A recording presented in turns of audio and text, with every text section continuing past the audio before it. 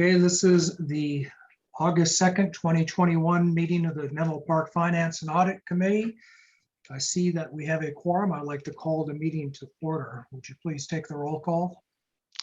Thank you, Vice Chair Royce. Committee Member Norrington. Here. Committee Member Westcott. Committee Member Wong. Present. Council Member Mueller. Mayor Combs. Here. And Vice Chair Royce. Here. Great. So if I may, I will just review, although we don't have any members of the audience yet, of the public yet, I will review the sort of how the meeting moves forward. Staff present includes me, Nick Pigueros, Assistant City Manager. We also have Patricia Barboza, our Senior Accountant. Dan Jacobson, as you all know, left the city's employment and has transitioned the committee liaison role to Patricia and I, and we will work through tonight's meeting.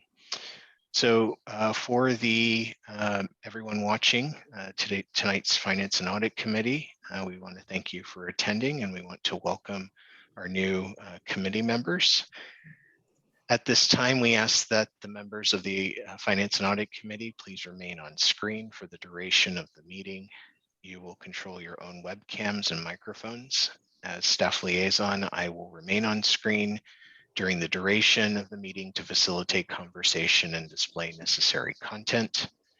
For members of the public who are in attendance and wish to provide public comment, after the chair calls for public comment on the item you wish to speak on, please engage the raised hand feature, or if you're dialing in by phone, press *9. I will then have the ability to open your microphone and you can provide your public comments to the advisory body. Public comments are limited to 3 minutes. With those instructions, I am happy to turn it back to the Vice Chair. Okay, thanks. Thank you, Staff Liaison. I thought this was Dan. Who is this speaking? This is Nick Pigueros. Oh, there you are. Now I see you. Sorry. Okay, hey, Nick. Okay, thanks very much. So the first item is the agenda review. I'm not sure that we have much on the agenda today. An operational update. Our regular business is selection of committee chair since Ron has resigned. Priorities and work plan. Approve action minutes of our March meeting. It's the last time we met. Recommend City Council approval of the investment policy and some informational items, and then we'll adjourn. So Nick, under presentations, our first one, item D1, do you have a document for us to see on this? Is there a work plan we can look at? Yes, I do have a slide deck I can share screen and project. Great, great. Okay. Just 1 second here.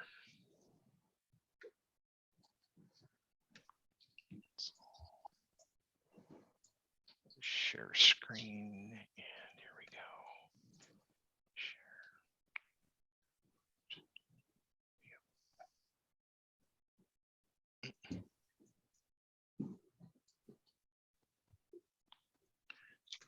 Okay, so a thumbs up if you can see the presentations beginning screen. Great, thank you. During the presentation, I will not be able to see you. So if you have any questions, feel free to interrupt or let me know that you have a question. Well, thank you, Finance and Audit Committee members, for taking your time this evening for the first meeting of the fiscal year. The city's fiscal year begins on July 1 and ends on June 30. We began the fiscal year with a City Council adopted budget that is balanced and restores a good number of services that were eliminated due to the pandemic and the financial impacts of the pandemic. The state of the organization still very much is in state of flux. We have many of our services, primarily in the area and areas related to public safety have been ongoing throughout the pandemic. Our childcare programs have also substantially been operating through the pandemic. And we are beginning, as you may be aware, the restoration of services that were closed due to the pandemic, primarily in the area of our community library and community services programs. There are still some areas where we are restricted, where the building is restricted to city staff and by appointment only. And it's our hope that those services are resumed as soon as we get a good sense from public health officials that the Delta variant of COVID-19 is taken care of, sort of, so to speak, in San Mateo County. And you may have all received a notice from San Mateo County health officers that they are requiring masks of everyone indoors, given the prevalence of the Delta variant.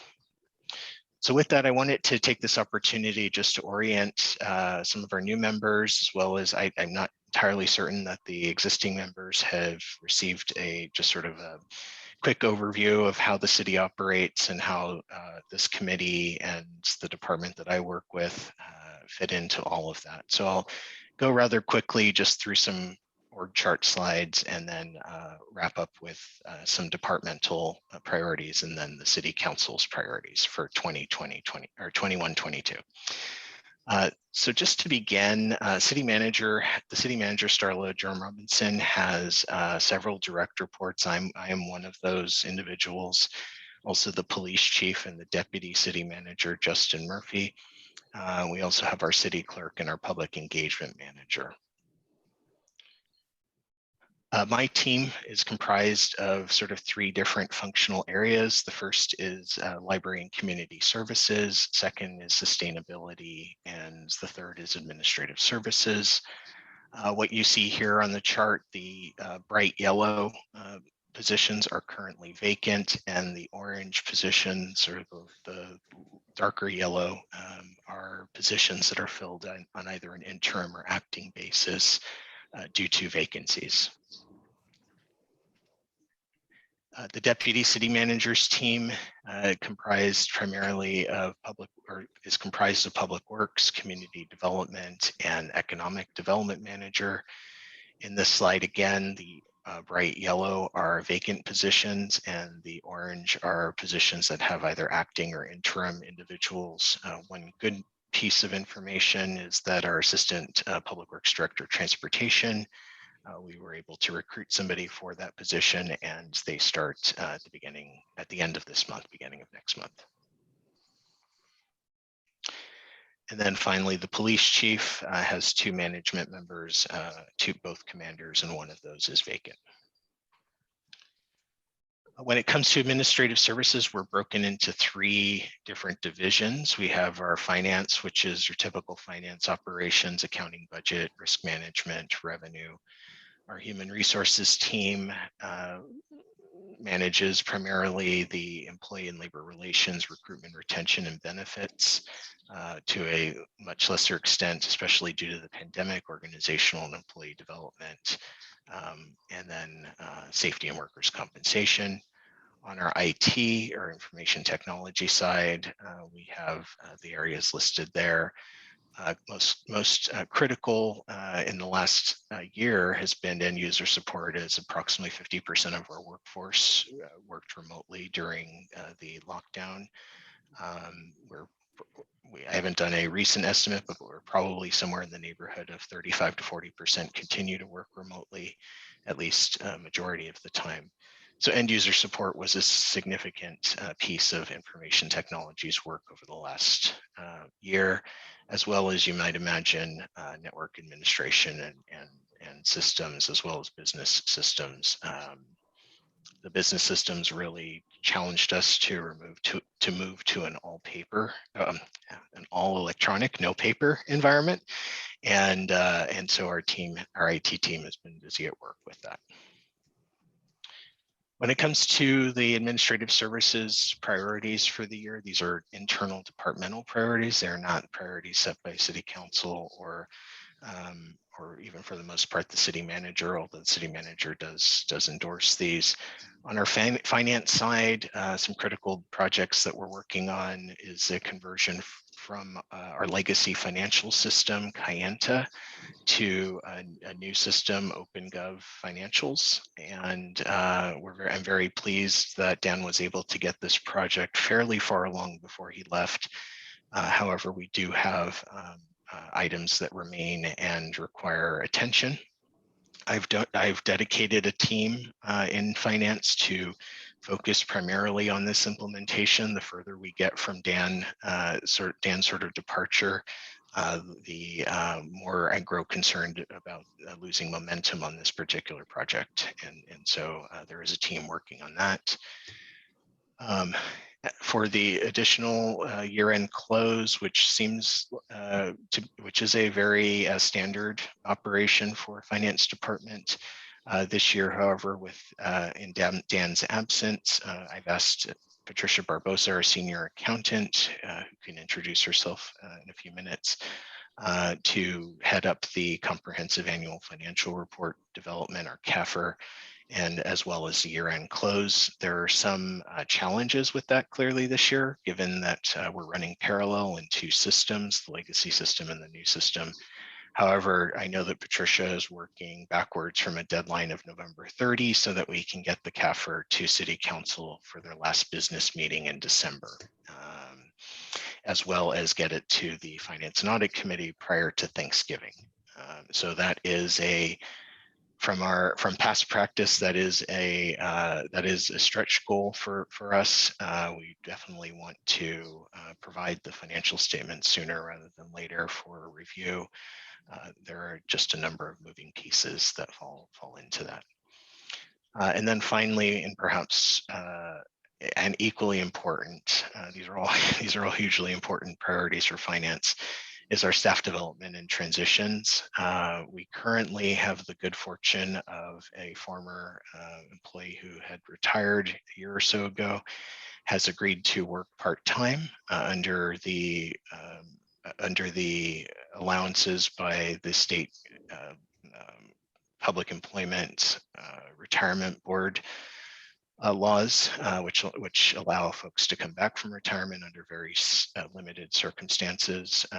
When they come back from retirement, they only get paid an hourly wage. They're not paid, they don't accrue any additional retirement benefits, and they don't receive regular benefits that are afforded to regular employees. And so we're very fortunate to have one of those individuals who is helping through this transition in Dan's departure. However, that individual will likely wind down his service in the next 6 to 9 months is my estimate. In addition, finance has been hit pretty hard by way of senior leadership. We lost our administrative services director as part of the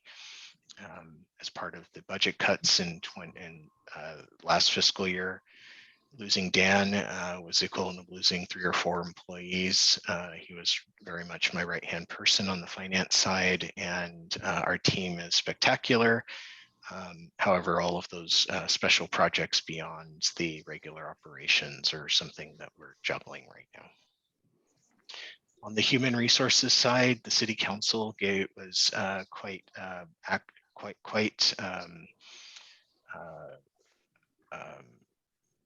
focused on reestablishing a number of services that were cut through the pandemic process, and asked staff for proposals. As a result of that, the City Council did approve 21 new full-time equivalent positions. And as of last Friday, we have 39 vacancies currently, which is approximately 14% of our authorized workforce. Our recruitment window tends to be somewhere in the neighborhood of 5 to 7 months from the time that we open the recruitment or begin working on the recruitment to actually someone sitting in the chair. And understandably, there is that ramp up time. And so I unfortunately, while we did get 21 new positions as part of the budget, there are challenges related to those individuals and those new positions becoming fully productive in the current fiscal year. Definitely full steam ahead 6 to 9 months after they begin. One of the big workloads right now is we just finalized our labor contract negotiations with two of our units, our non-sworn or our non-public safety units. And the city council is scheduled to consider ratification of the tentative agreement on August 17th.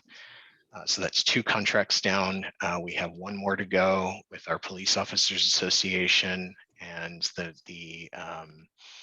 the contract expires on August 31. It's unlikely that we will be able to meet that date. We are scheduled to meet with the City Council in closed session to receive direction on our negotiation parameters on August 17.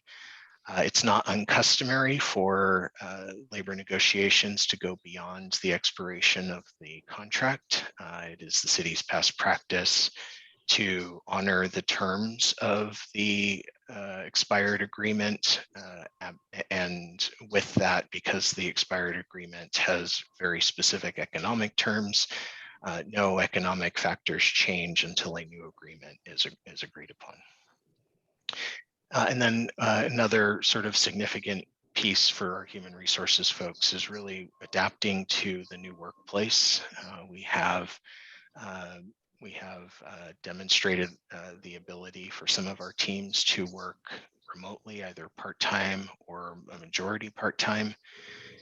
And especially as we begin to emerge from the pandemic, adapting or modifying our internal and operating procedures to make that a reality is something that requires a great deal of attention from our HR folks. And just change is difficult, and so managing that change takes time and communication, and so they are working through that. On our information technology side, cybersecurity is clearly one of the most concerning aspects of our operation. I'm not going to go into the details necessarily of what we're doing. However, we are devoting considerable resources to this area compared to 2 or 3 years ago. One of the bad guys are getting smarter and smarter, and they're always a step ahead of us. And so our IT team is an excellent group of individuals that are as proactive as I could expect. However, this is an area that requires extreme vigilance and investment, and so they are working on that. We anticipate that one of the outcomes of the pandemic is a preference by some, such as in this meeting, committee members, council members, commission members may very much desire to participate in the meeting, but they may not be available. And in the past, we've had telephone call-in, which is rather clunky. The new technology clearly provides the opportunity for room and Zoom infrastructure, and we are working on a plan to introduce that to our city council chambers first, so that we can, if the governor's executive order expires on October 1, that allows for fully teleconference meetings, that we will be able to accommodate what we understand to be a community interest in being able to participate in our meetings remotely. And then finally, the pandemic had clearly challenged our paper-based processes and encouraged the introduction and implementation of new enterprise applications. Those are all sort of a work in progress. Many of them are still a work in progress. And what we're beginning to see is the greater need for centralized coordination in our information technology department. Many of our applications are specific to 1 or 2 departments. However, they can play together. They just need somebody to they need a group to oversee that. And that's what our IT folks are doing. And then my final slide here is I just want to talk through City Council adopted priorities for 2020-21. And I decided here to sort of bucket them based on the 3 sort of managers, so to speak, for those areas. The ones that are highlighted in yellow are city council top priorities. And the way we define a top priority is that the city manager has discretion to strategically realign resources in order to achieve milestones committed to in the project description when working with city council. What that means is that the ones that are not highlighted in yellow, there is a possibility that we may defer action on those and potentially the timeline slips. It also means that we may reassign staff from frontline duty in order to meet a peak workload and time crunch on one of the highlighted or the yellow priorities. As I look at this, I realize that reimagining public safety is also a city council priority, so that should be in yellow. Just by way of the priorities on my plate, working with the city clerk on the city council redistricting, which is required following the every census, and so I'm assisting with that project. The other high priority project on my sort of team's plate is a desire to explore policy and program options to achieve a 95% conversion of existing buildings to all electric by 2030. And that is part of the City Council adopted climate action plan. I'm really pleased to report that we've met we're on schedule to meet our summer milestone. And if you're interested, I'm happy to connect you with the documents related to that, as well as the public meetings that are anticipated. We're currently scheduled to present the cost effectiveness study, which is an analysis of the cost to convert your average building and whether or not it is cost effective in the long run. That's tentatively scheduled to be presented to City Council on August 31. There are a lot of aspects to this particular policy, as you might imagine, and we will be seeking guidance from council to help focus our attention and effort and energies so that we can return to the council and engage the community on efforts there. Clearly, on the other side of the ledger here, we have Deputy City Manager, the 2022 housing element, which is a state mandated update to our how we zone for residential units. It's a statewide requirement. However, I'm sure you're all aware of the regional challenges we've had with housing development locally, not just Menlo Park. Another high priority is a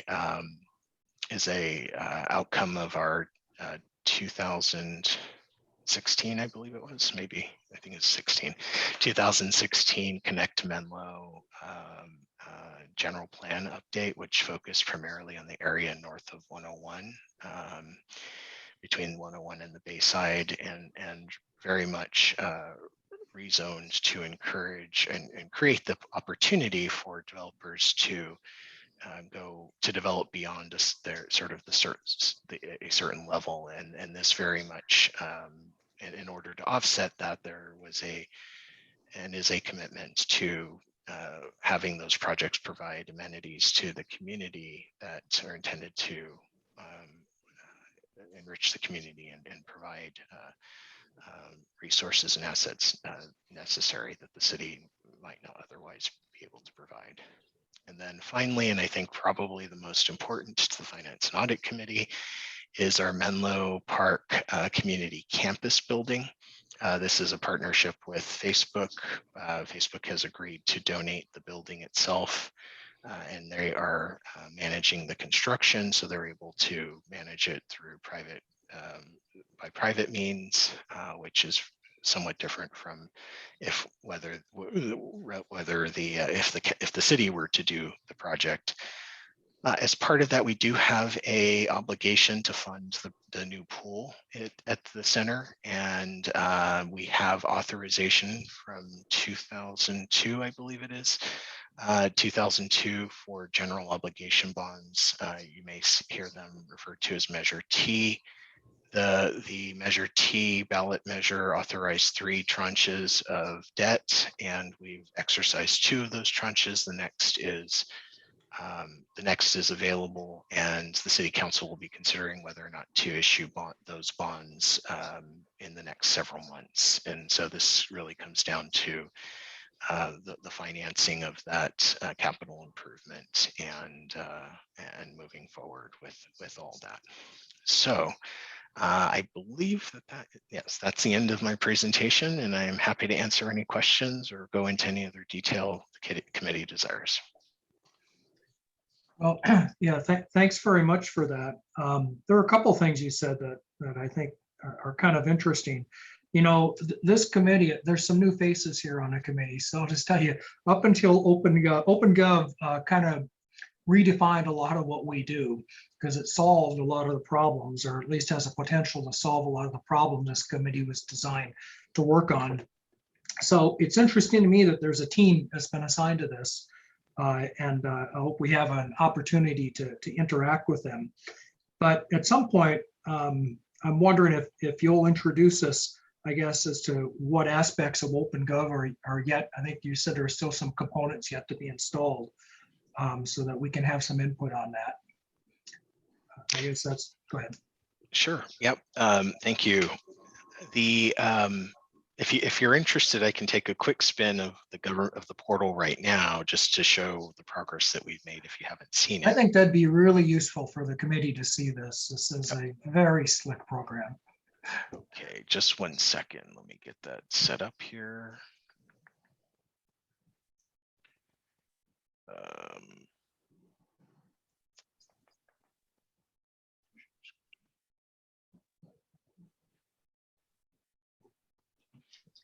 Okay, so you should be able to see a screen that says adopted budget. Yes. Okay, great, thank you. So OpenGov is the first initiative that we undertook with Finance and Audit Committee support was identifying an online tool that provided greater insight and access to the city's financial information. And we started with the budget.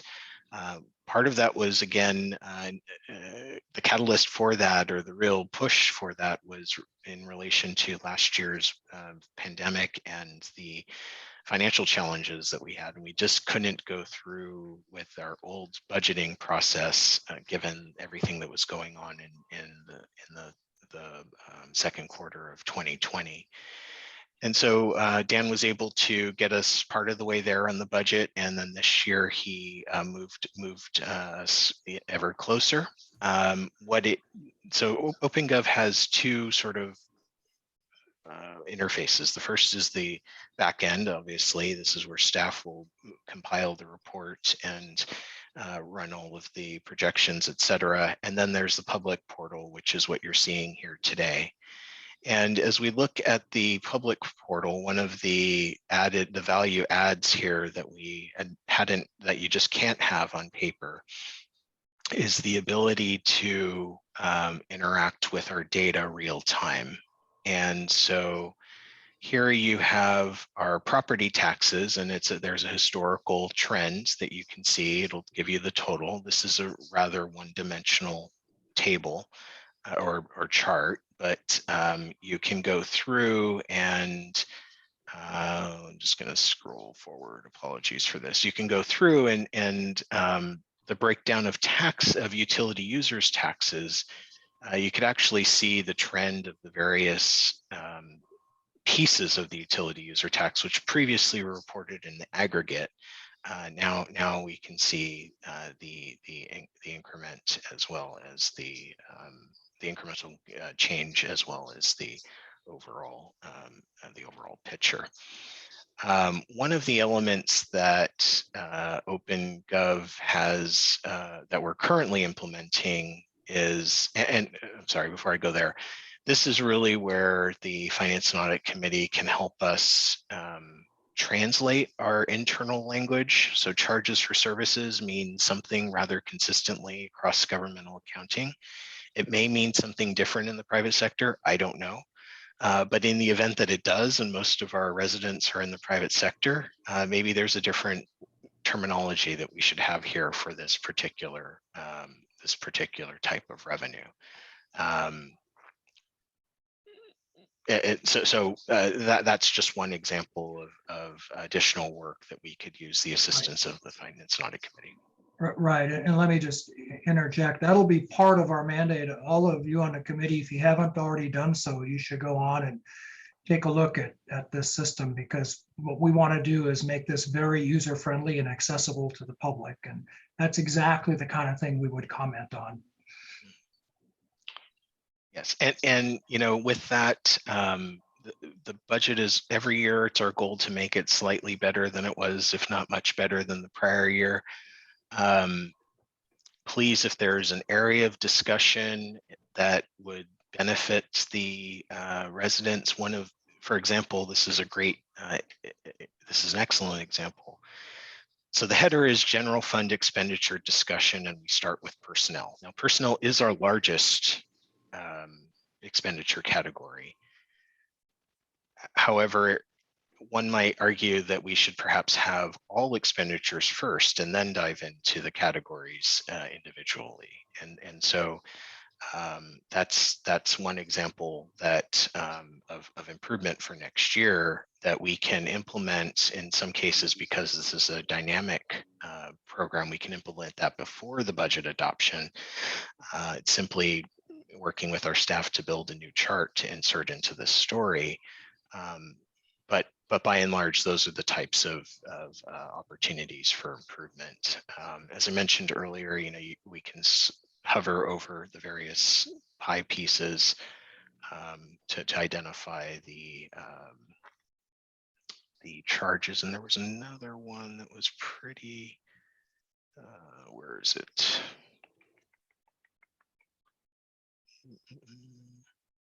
Oh, that was up here. If we click on any of these components, it will change the visualization to just focus on that one component.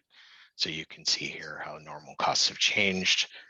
I fully understand and appreciate that this chart does not look right. And one thing that I would highlight is that we did change our budgeting for pension costs. Previously, we had recorded both the normal costs and the UAL and the employee cost share as one large number, which is what you see in the previous years. This year, we broke those out to their component units so we can track them over time. And so here you see the unfunded liability, and you don't see it for the previous years because we weren't recording it that way in our financials. But going forward, this chart will build out.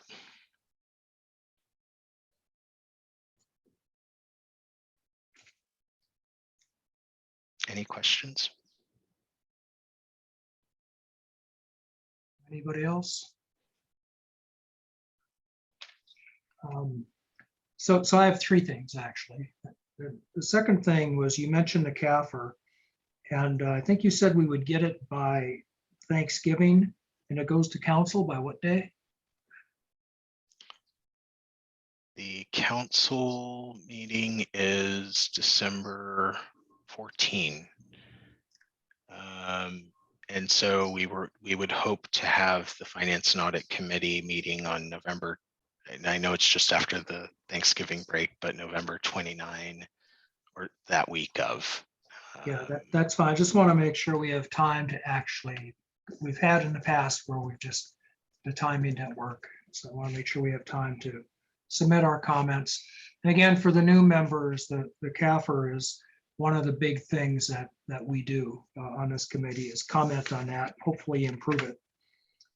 And that'll be circulated, I'm sure, at some point soon, or you can find it online.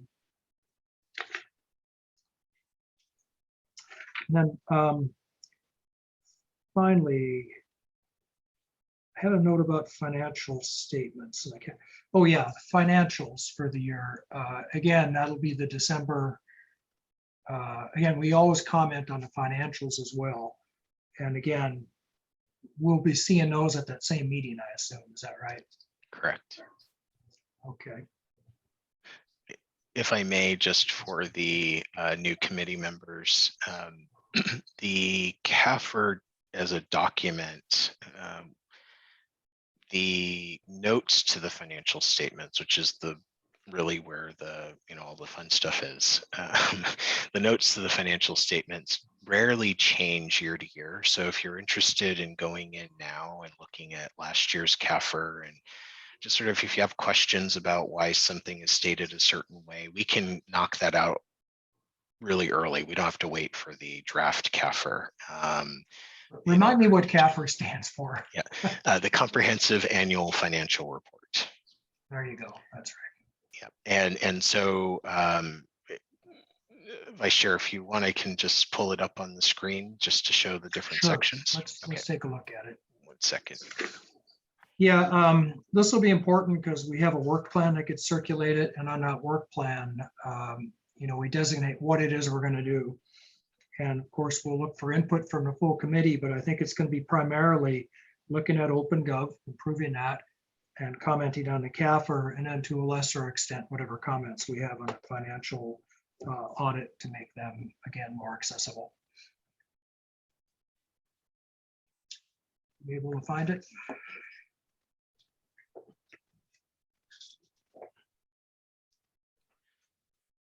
Okay, so this is our CAFR, the most recent comprehensive annual financial report that was issued for the fiscal year ending June 30, 2020.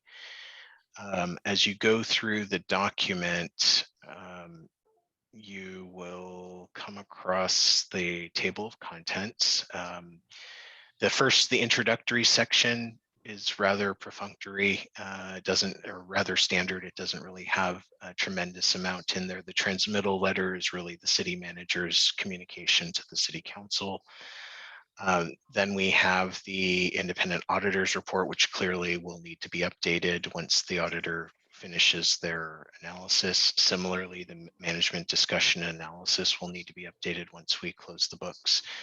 The basic financial statements, we won't have those until December, but the notes to the basic financial statements beginning on page 49, those are all areas that if there's a question or concern, or if we can improve it somehow so that folks can better understand our financial position, all of this text substantially does not change. Most of this text does not change, but that doesn't mean it can't be better.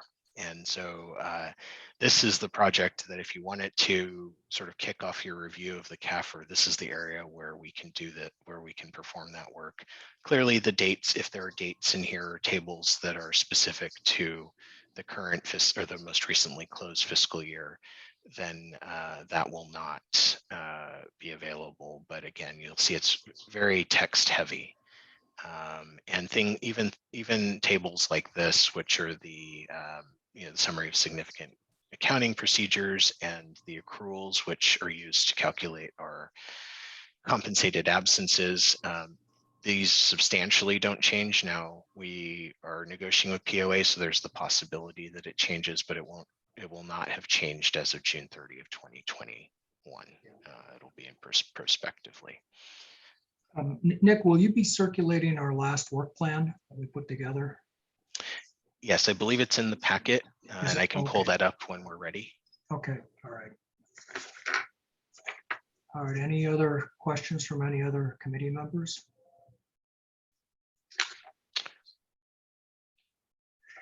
This is sort of related.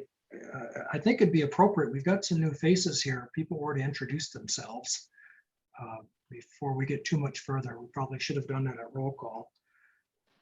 Assuming I'm not violating some rule of, okay. So for those of you who don't know me, I'm Roger Royce. I've been the vice chair for about the last year and a half. I've been on the committee. It's my second term. So I've been here forever. I've been here for a while. I'm a lawyer. I live in Menlo Park. I used to have the Royce law firm. We just merged about a year ago. And I'm also a CPA. So that's my background. Anybody else want to introduce yourselves? Brian? Brian, you're on mute.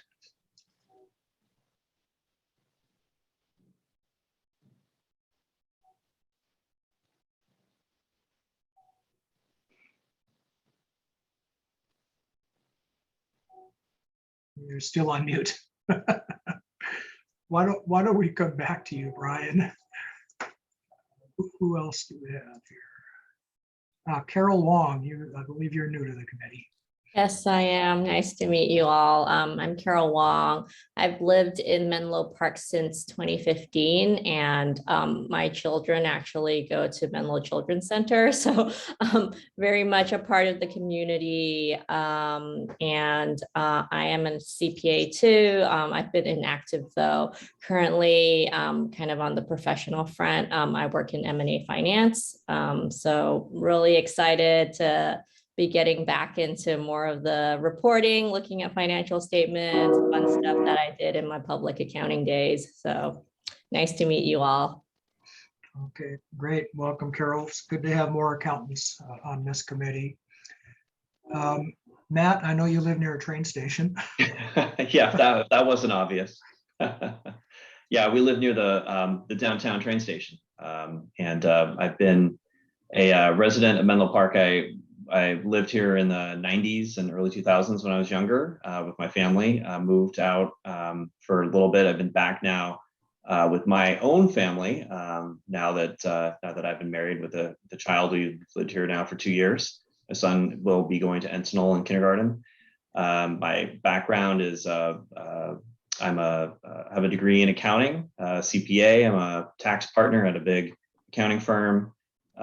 Specializing, like I mentioned, in tax, and I've been based here in the Bay Area for my whole life. Okay, great. And yeah, nice to meet everybody. I'm excited to be part of the committee. All right. Brian, have you figured out your mute button yet? It might be the mute on Zoom. It's like on the. Oh, well, Nick, you're a host. There we go. You are, Nick. There you go. Is that better? Yes, Mhm. Yep. you're up, Brian. Okay, can you hear me? I Yes, hear you fine. Scott lived in Menlo Park for a long time, 30 years, raised my family. Presently, I've had some companies in Menlo Park. Presently, executive of a technology startup on infrastructure and been on the committee now second term. So look forward to continuing. Great. Mayor Combs. Yeah, hey, Roger, or Chair Royce, or Vice Chair Royce, happy to introduce myself. My name is Drew Combs, and I'm one of the two council members of the Finance and Audit Committee. The other is Ray Mueller. I think I've been on the Finance and Audit Committee since being elected to council in 2018. I live in the Willows with my wife and 2 young children. I also have a daughter who's going to be entering kindergarten in the fall at Laurel.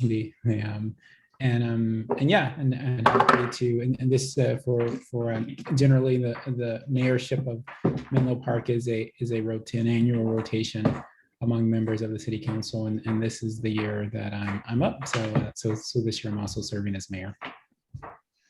Okay, great. Thank you. Anybody else here by invitation who would like to introduce themselves?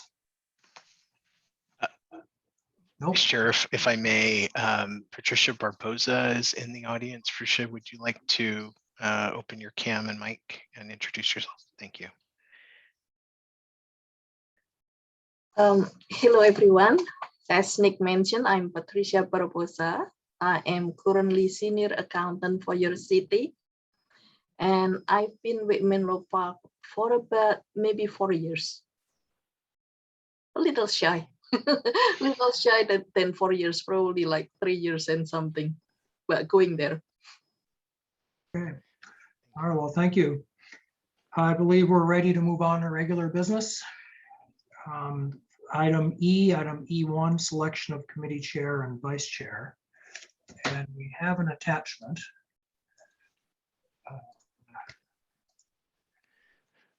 Vice Chair, if I may, while you're pulling up the Yep. attachment, open the opportunity for public comment on this item.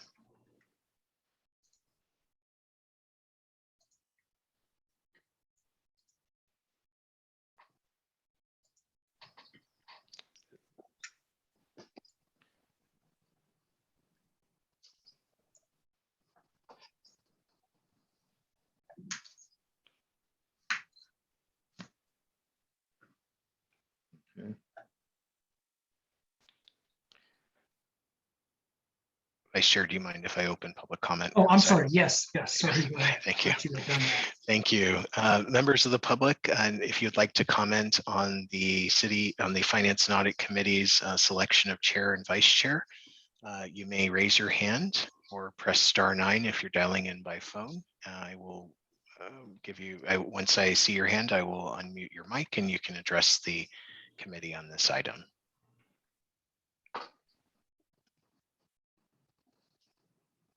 This is a final call for public comment on the selection of the committee's vice chair and chair. Seeing no hands, Vice Chair Royce, you may continue with the item. Okay, so advisory bodies are required to select a chair and a vice chair each year by a majority of the body's members. We rotate annually or until successors are selected. Our last chair was Ron Shepard. That seat is now vacant as he's moved. I'm the current vice chair. And I believe, Nick, would it be appropriate for nominations? Okay, so any nominations? I nominate Roger. I assume you would run, or I Yep. nominate Roger for chairman. Okay, anybody else? I'll second the nomination. Okay, thank you. Any others? I'll third the nomination. Any other So nominations? Should we take these one at a time, Nick? Yes, so Okay. if I may, I'll call for the vote, Vice Chair. Yeah, please. Committee Member Norrington. Do I give you, I'm sorry, do I tell you who I'm voting for? Yay or nay? This is to To confirm. Okay. Yes. Yay. Committee Member Westcott, Yay. Committee Member Wong, Yay. Mayor Combs. Yes. And I don't know the answer to this question. Can someone vote for themselves? Vice Chair Royce. Sure. Well, if I can, yes. Okay. Motion passes to elect Roger Royce to chair of the Finance and Audit Committee by a vote of 5-0 with Mueller being absent. You can now move on to the vice chair. Okay, any nominations for vice chair? Do we self-nominate or? Yeah, well, I was gonna nominate Brian. Okay, Brian's been nominated. Do we need a second for this? No. I didn't think so. Any other nominations? Well, hearing none, I think we can take the vote. Thank you. So the vote is to appoint Committee Member Westcott to the position of Vice Chair for fiscal year 2021-22. Committee Member Norrington, Yes. Committee Member Westcott, Yes. Committee Member Wong, Yes. Mayor Combs, Yes. and Chair Royce. Yes. Okay, motion passes 5-0, I'm sorry, 5-0 with Councilmember Mueller absent. Thank you. And Great. congratulations. Thank you. Okay, next order of business is item E2, recommend city council adoption of priorities and work plan. And again, that is an attachment. So want to give everyone a chance to look at this. You want to maybe put that on the screen? Can you share that?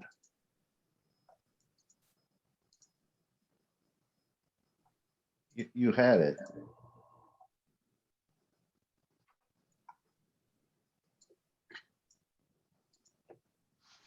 Okay, here it is.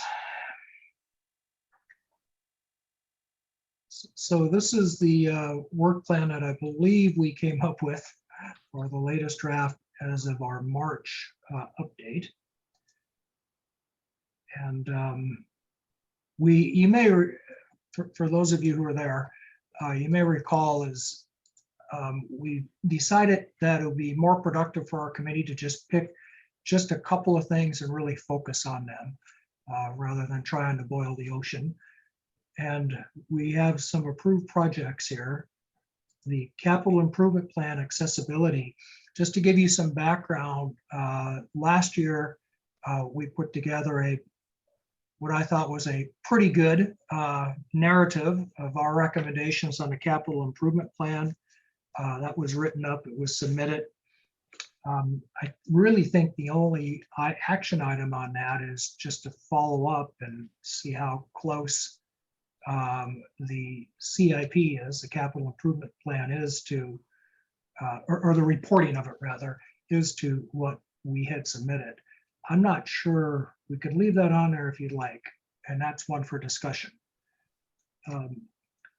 Second, pension liability communication, that was another project from last year. It looks like the subcommittee is no longer even on our committee, so I don't know if we want to keep that. Comparative benchmarks, Brian, I see that was your subcommittee.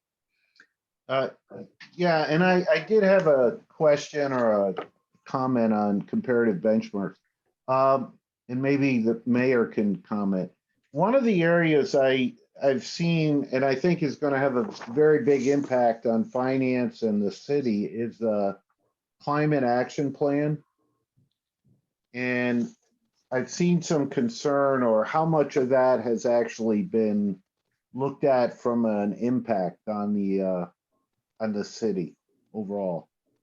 So one thing I could suggest is maybe instead of comparative benchmarks in general, look at what people are doing with the smart city and climate plans for different cities, as well as maybe the impact of what's being proposed by Menlo Park.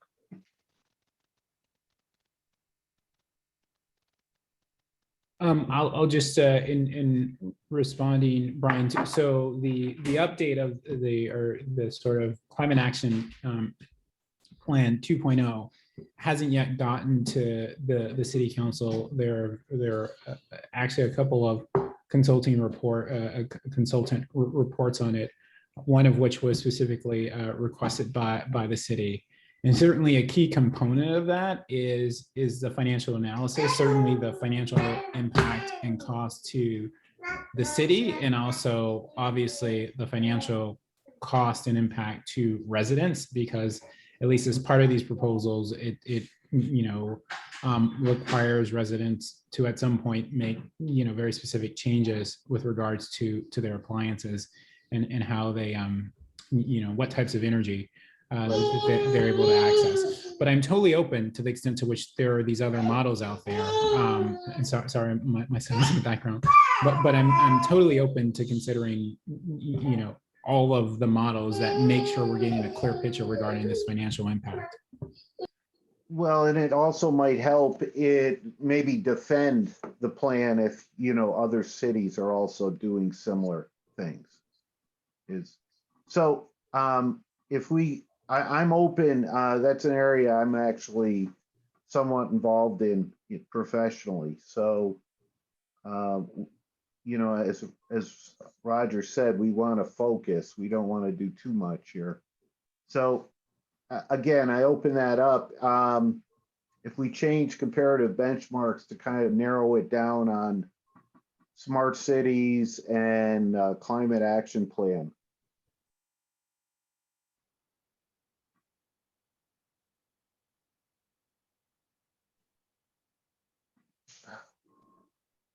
Why?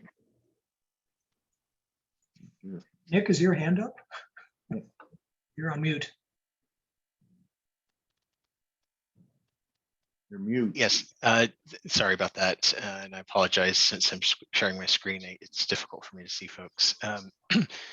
Just by way of orientation on the committee's work plan, what we're seeking tonight is that the committee vote to approve a work plan that will then get submitted to the city council, and the city council will vote whether or not to approve or perhaps ask the committee to focus on an area that perhaps we didn't identify this evening. Specific to Vice Chair Westcott's question and comment, one of the aspects that one aspect that would fall under the Finance and Audit Committee's purview is the communication of the financial considerations or impacts of the climate action plan. I think we need to distinguish that there are sort of two different types of impacts analyses that are typically done, and I don't want it to be confused with the city's traditional definition of a financial impact report. But with that, there might be an opportunity for the Finance and Audit Committee, if you so desire, to make the recommendation to council and council approves. There may be an opportunity to look at how the finances of the climate action plan are communicated to the public. Okay, that's again, if it's useful, that would be a good work, and possibly instead of comparative benchmarks, because again, we have to focus. Okay. The other thing in looking at this work plan, it seems the subcommittees have to change. Yeah.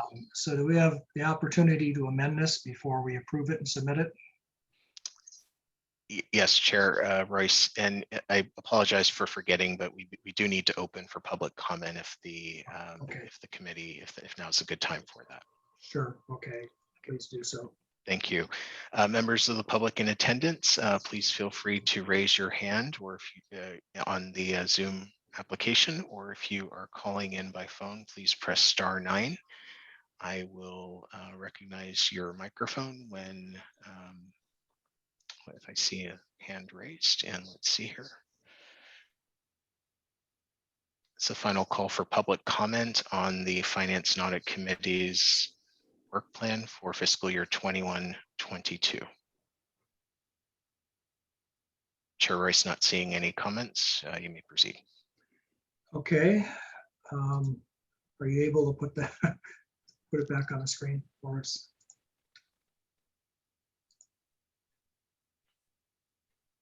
All right. So again, we're able to make some amendments. We have 6 approved projects. It sounds like we have some interest in number 6, just focusing it a little bit. I think it's worthwhile to follow up on item number 4, since that's a project we started, and I think we're pretty close to concluding. And if we really should just pick 3 things to focus on, the third one, and I'd like to hear other people's opinions, I think number 3 would be a good one. Just because we've got this amazing software tool, it'd be good, to let the community know how to use it. I think that actually answers a lot of, the issues that come up with any of these others. But I would like to hear from other members of the committee. Brian Westcott, I would agree on the OpenGov that we should really learn to use it and communicate it, and and try to improve, obviously, over the next year. Anybody else? So would the idea then, with regard to number 3, that would be getting more learning how to operate it, and then getting the word out to the community on how to find information easily in the system? Yes, and also to maybe, because we have some flexibility in that as to how it's presented. For example, you saw in the example that Nick put up that there was one called services. I think we could define that a little better. So we would comment on that and how to get the word out to community. Okay. And Brian Westcott again, I think there was some discussion about actually having maybe some type of training, and it could be online or something like this for the community. I think that was pre-COVID, but yeah, that's a great idea. That'd be the kind of thing that we would put into our recommendations, I think. So we'll need a subcommittee for that. And I would suggest it be Carol and Matt. unless somebody else has a strong feeling, or if either of you don't want to do it. Yep, I was gonna volunteer. So happy to do that. Yeah, I'm interested in helping out with that too. Okay, great. That way we can have some continuity on the other ones. Brian and I can stay on the capital improvement plan subcommittee. And Brian, looks like you've already done a lot of work on comparative benchmarks. Well, yes, but I'm open. Again, I think that's going to have a big impact over the next 10 years on the city. Number Okay. 6, Will? Well, what they're proposing. That's why, yes. Okay, So, but again, if we narrow it more towards the climate action plan, I think it would be beneficial. okay, great. All right. Any other? So Nick, how do we do this? With those changes to the work plan, I guess I'd like to find, well, first of all, is there any other points on the work plan people would like to talk about? Any other discussion? And you'll see there's a lot of things on here, and we're not going to get through all of this on this committee. These are approved projects. But if there are things you feel strongly about, that should be changed, added or deleted on here, now would be a good time to say so.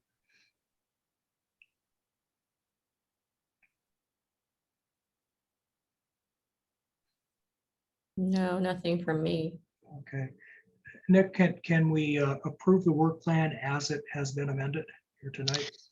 Yes, if I may, I'll just recap the amendments. So the recommendation to the City Council is to adopt the Finance and Audit Committee's 2021-22 work plan to include, and please correct me if I'm wrong, to include the annual investment policy review, the annual independent auditors report review,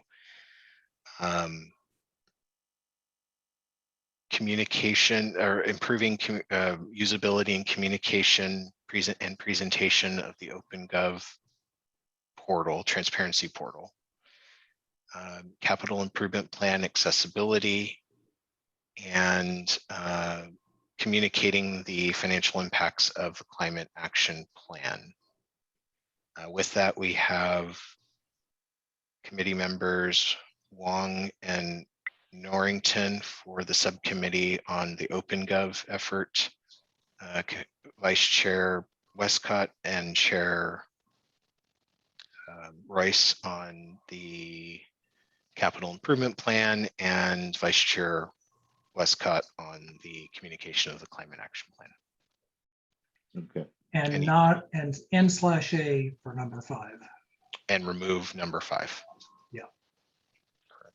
And then one clarification, it's not a big deal, but you're missing an M in my last name. It's actually Normington, Normington. Apologies. Thank you. So you get that when you put it on there. Good. Okay, with those changes, I'd like to move to, I guess, recommend or approve the work plan and submit it to council. I'll second. Okay, so we have a motion by Chair Royce and a second by Vice Chair Westcott, and we'll do a roll call or to recommend adoption of the Finance and Audit Committee's 2021-22 work plan as amended. Commissioner Normington. Yes. My order's been removed now that we have the promotions of chair and vice, so I apologize for this. Vice Chair Westcott. Yes. And committee member Wong.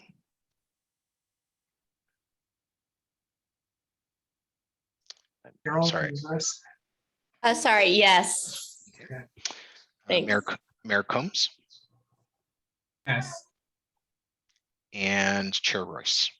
Yes. Thank you very much. And that will be going to the City Council. Most likely, the soonest we can get it on the agenda is August 17. That meeting is rather busy with other items. If the committee, through the chair, if the committee would like to present the item, or if you're comfortable staff transmitting the committee's action, we're happy to do that. If we want to make a presentation, it may not be possible until September, just so that you know. I'm happy with staff presenting it. How does everyone else feel? No, I agree. Yes, Thank you. I'm fine with that. Very good. Thank you. Okay, Nick, are we ready to move on? Sir. Okay, we're down to item F, the consent agenda to approve the minutes of the March 22nd meeting. They're attached as an exhibit.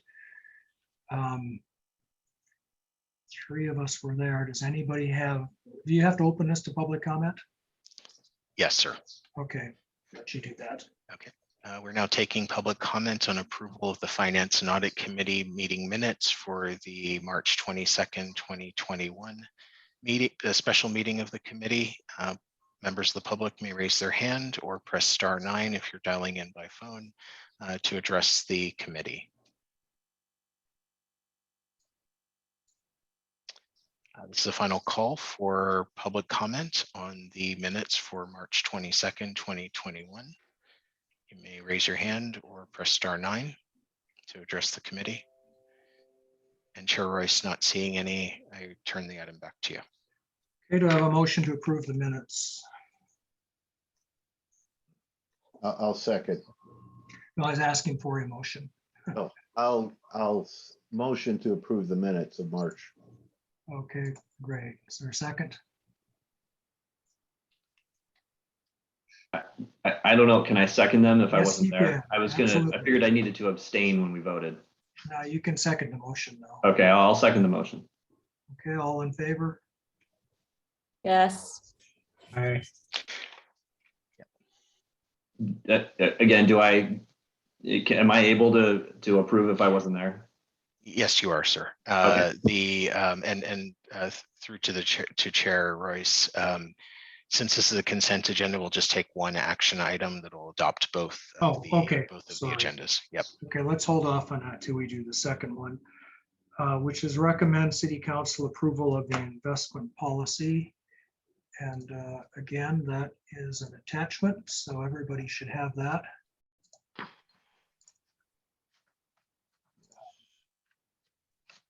Give me a second here.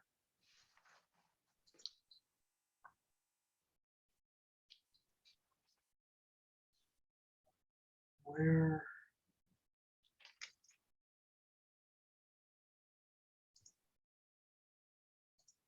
Sorry, I'm not seeing it. Oh, I see, staff report. Recommend City Council approval of the investment policy. There it is. Has everyone had a chance to look at this? Briefly. Look, the version that I had showed the red lines. Was that the only? That's it. That's the only changes from the previously adopted version.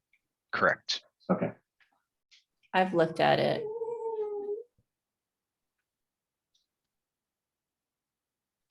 Do we need public comment on this, Nick? Yes. Okay. Any members of the public who wish to address the committee on the recommendation to City Council to adopt the fiscal year 2021-22 investment policy, you may raise your hand now or press *9 if you're dialing in by phone.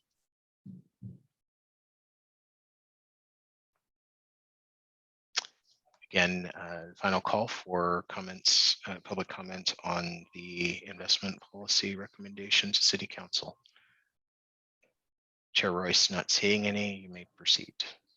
Okay, could I have a motion to approve both of these consent agenda items, F1 and F2? I'll motion to approve both items, F1 and F2. Is there a second? I'll second. All in favor? Yes. Yes. Yes. Yes, so it looks like it's unanimous. So the motion to approve the consent calendar passes with Councilmember Mueller absent. Yeah. Right. Okay. Okay, our last item, G, informational items. I gather this is a presentation. Nick, It can be a presentation if you like. well, let's take a look at the, it's an attachment. So has everybody had a chance to look at that? It's what I was sharing just very briefly earlier on the OpenGov portal. So I can walk through some of the key elements if you're interested. I gave a similar presentation earlier today, and I like it. I like budget and I like city finance, so I can go on and on forever on it. So, Well, if you could briefly tell us what it is. okay, And then we briefly. can, Briefly is a subjective term, but I will do my best, Mr. Chair. So 1 second here. Let's see.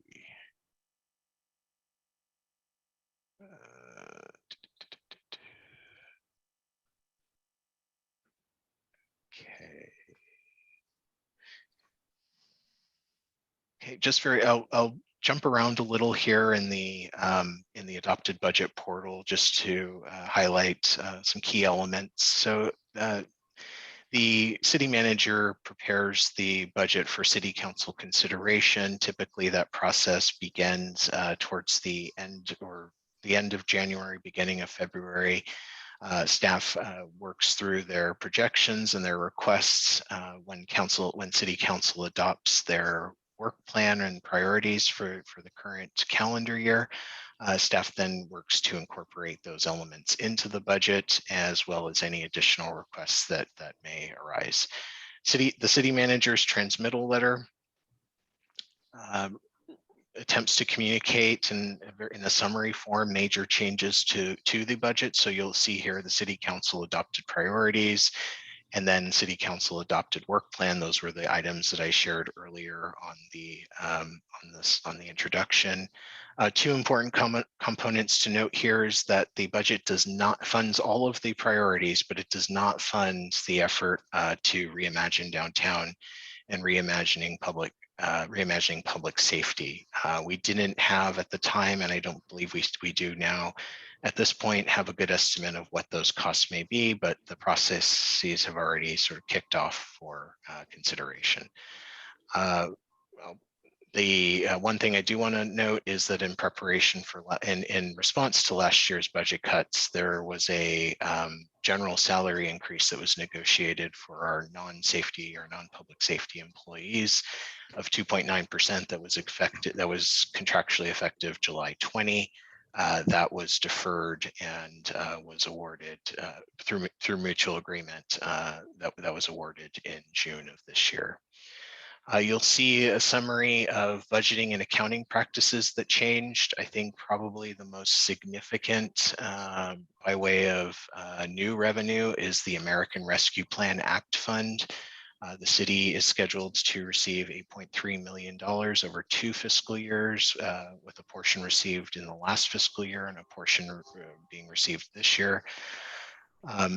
If we do not use the American Rescue Plan Acts funds by December 31 of 2024, they are forfeited back to the federal government. So we have a couple of years.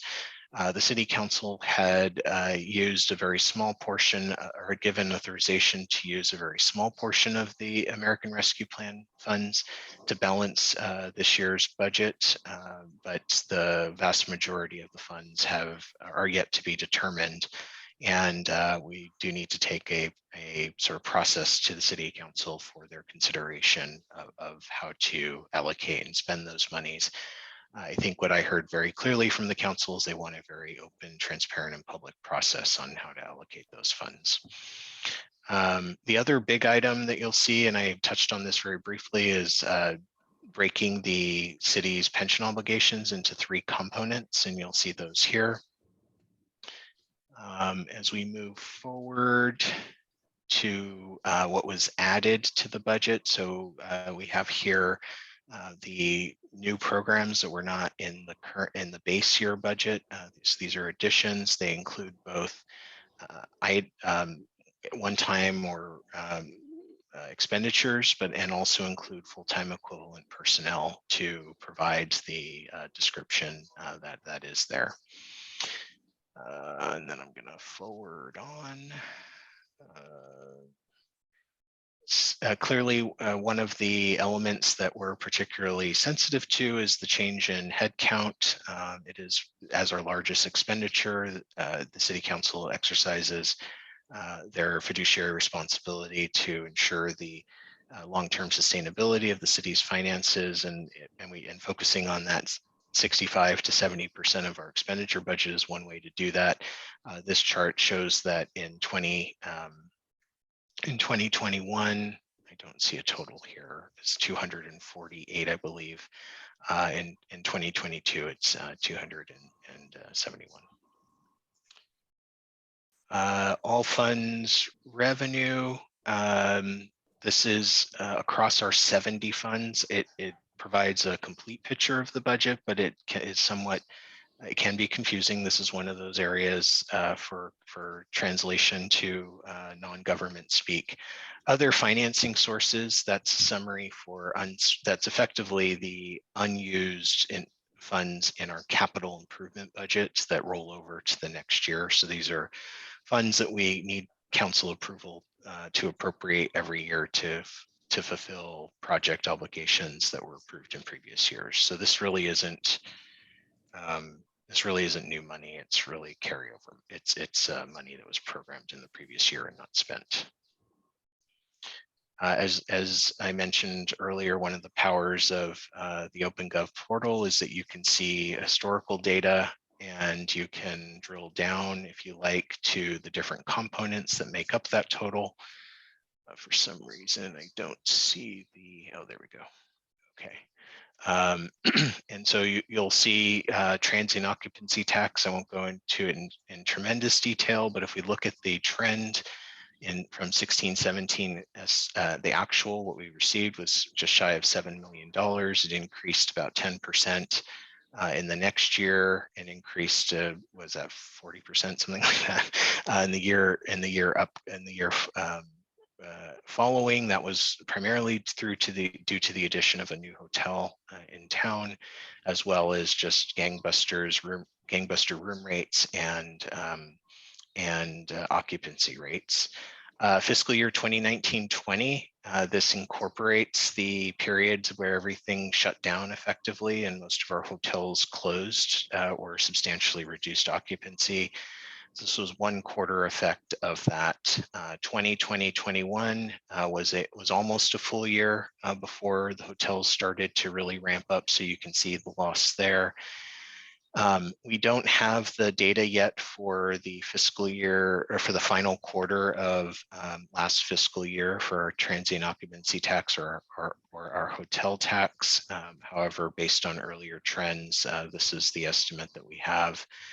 The tax is due 30 days after the end of the quarter. So it was due last Friday, and I do not have updated reports on that. We do anticipate that revenue source recovering over the next several years with a significant increase in 2020-21 and continued increase that will by our estimate, far surpass the 2018-19 number. So that's probably the biggest piece, the biggest story. Our property tax continues to be extremely resilient and stable.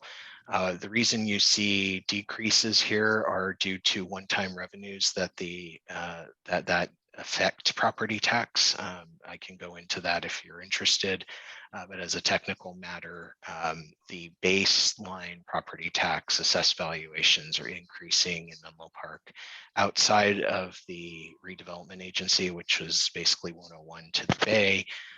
Increasing in the high single digits and low double digits for many of the last several years, and the revenue definitely reflects that.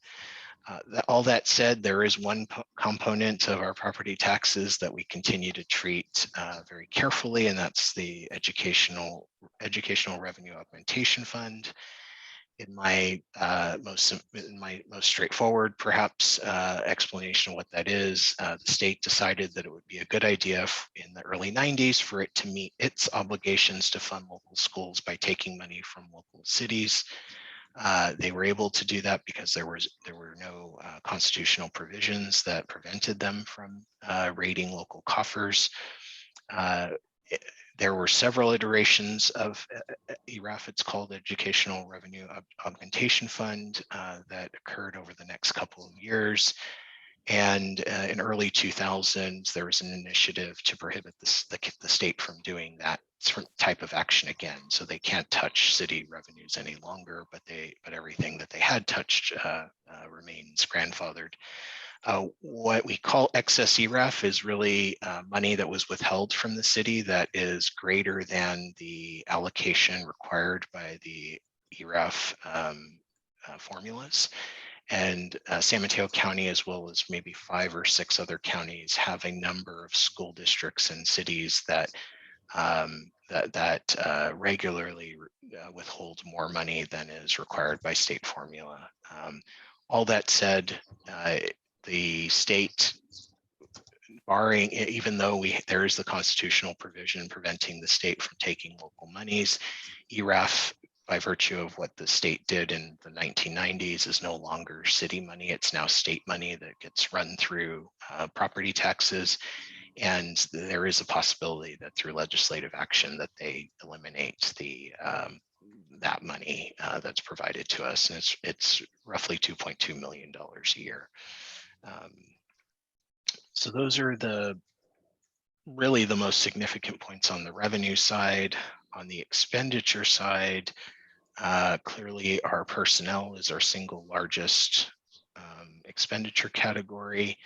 You'll see that we are at 27 million in 16-17, and then we get to the pandemic year, and this increase that we were seeing each year slowed down, and there was a small decrease budgeted. However, the actual what we actually experienced was considerably less, and that was due to not only the positions that were cut from the budget, which are baked in here, but the actual experience of staff leaving and not being able to, recruit folks during the pandemic. We definitely experienced a challenge with recruitments, folks not in the uncertain environment, folks not interested in sort of leaving what they do know to go to new frontiers. That has changed considerably. In July, we did see a number of resignations, folks taking jobs elsewhere. And as I mentioned, we currently have 39 vacancies that need to be filled. So our budget is fully incorporates some timing aspect of those positions being filled and the delay required for that, but there are more vacancies than I think we anticipated, and we're only in the first month of the fiscal year. So, and then fringe benefits, I do want to provide the Finance and Audit Committee with an update, hopefully in October, if you're interested in getting to in our regular meeting in October, which is the first Thursday of October, starting at 5:30 p.m. At that meeting, I'll provide an update on our CalPERS unfunded, our CalPERS actuarial reports. You may have read that CalPERS had a 20% return on investments last fiscal year. That is great news, considering that they assume a 7% return. However, due to the rate smoothing methodologies and assumption policies that were put into place during the Great Recession, not this most recent recession, but due to the Great Recession, a portion of the increase really goes to pay down the unfunded liability in a way that is less than ideal for employers. And I know that that's like, I know that I'm just sort of dangling something really interesting that the Finance and Audit Committee wants to explore further, but I just got the information 2 weeks ago, so I do need to do additional research and work before I can really answer why don't questions. we maybe talk about that at the next meeting? And that's about it, but I'm happy to answer any questions on the budget. Any questions? Not this time. Okay, so our next meeting, you said, was on October 7, is that right? If that's the first Thursday, that sounds about right. One thing that as I was reviewing the minutes, and I apologize for not making this comment earlier, the Finance and Audit Committee wanted the new members to provide their input on changing the schedule to the first Thursday of the quarter. We just want to confirm that that works for everyone. If it does, then we don't need to make any additional changes. It'll go to council for city council to amend your regular schedule. But if it does present a scheduling problem, and again, that's the first Thursday of every quarter at 5:30, then perhaps you can let us know that. Thursday.